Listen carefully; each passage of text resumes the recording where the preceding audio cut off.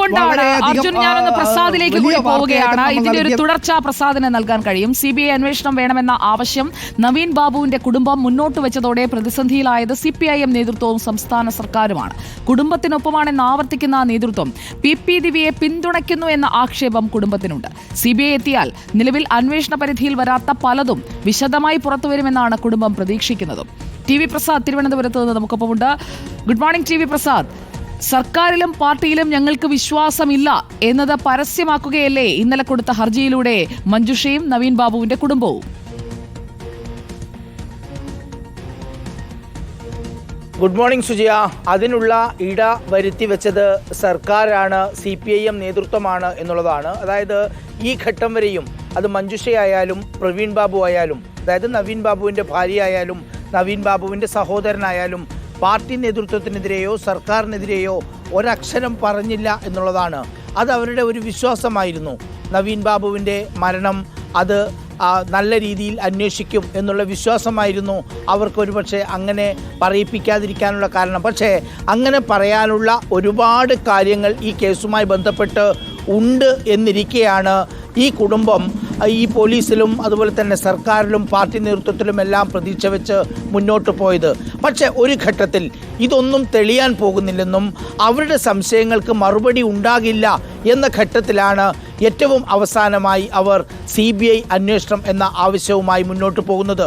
സ്വാഭാവികമായി കുടുംബത്തിൻ്റെ ഒപ്പമാണ് പാർട്ടി എന്ന് നേരത്തെ തന്നെ CPIM നേതൃത്വം വ്യക്തമാക്കിയിട്ടുണ്ട്.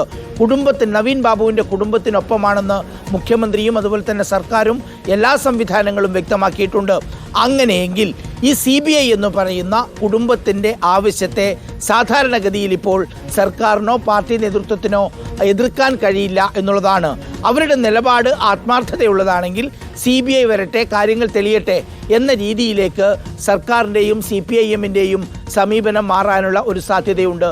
അങ്ങനെയെങ്കിൽ വളരെ എളുപ്പം തന്നെ CBI വരാനുള്ള ഒരു സാധ്യതയാണുള്ളത്.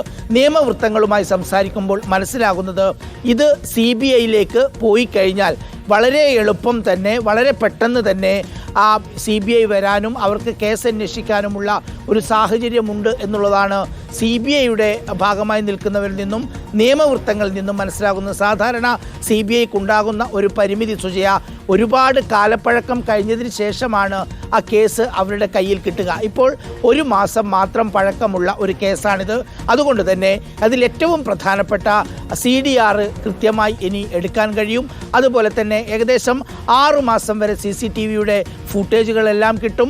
മാത്രമല്ല ഇതിലേറ്റവും പ്രധാനം സംഭവം നടന്ന ദിവസങ്ങളും അതിൻ്റെ മുൻപുള്ള കാര്യങ്ങളെല്ലാം ഇതുമായി ബന്ധപ്പെട്ട മനുഷ്യരിൽ നിന്ന് മൊഴിയെടുക്കുമ്പോൾ വളരെ കൃത്യമായി ഓർമ്മ നഷ്ടപ്പെടാതെ അത് എടുക്കാൻ കഴിയും എന്നുള്ളതാണ് ഇങ്ങനെയുള്ളൊരു ഫ്രഷ് ആയിട്ടുള്ള അന്വേഷണത്തിൻ്റെ പ്രത്യേകത. അങ്ങനെയെങ്കിൽ CBI വരികയാണെങ്കിൽ അത് ഏറ്റവും വലിയ തിരിച്ചടി ഉണ്ടാകാൻ പോകുന്നത്, പ്രശ്നമുണ്ടാകാൻ പോകുന്നത് അത് യഥാർത്ഥത്തിൽ കണ്ണൂരിലെ CPIM നേതൃത്വത്തിനും അതുപോലെ തന്നെ കണ്ണൂർ ജില്ലാ കളക്ടർക്കും അതുപോലെ തന്നെ PP ദിവ്യയെ ഈ പറയുന്ന യാത്രയയപ്പ് യോഗത്തിലേക്ക് ആരെങ്കിലും പറഞ്ഞയച്ചിട്ടുണ്ടെങ്കിൽ അവർക്കുമാണ് എന്നുള്ളതാണ് ഇതിൽ ഏറ്റവും പ്രധാനപ്പെട്ട കാര്യം സുജിയ. കാരണം തുടക്കം മുതൽ തന്നെ നോക്കിയാൽ നമുക്കറിയാം, TV പ്രശാന്തൻ എന്ന് പറയുന്ന CPIM പ്രവർത്തകനായ പമ്പ് മുതലാളിയെ പ്രതിയാക്കണം എന്ന് തുടക്കം മുതൽ തന്നെ പ്രവീൺ ബാബുവിൻ്റെ കുടുംബം പറഞ്ഞു.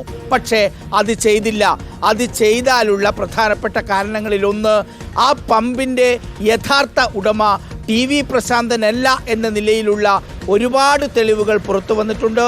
അതുകൊണ്ട് തന്നെ TV പ്രശാന്തനിലേക്കുള്ള അന്വേഷണം എന്നുള്ളത് മറ്റ് ചിലരിലേക്ക് നീങ്ങാനുള്ള സാധ്യത.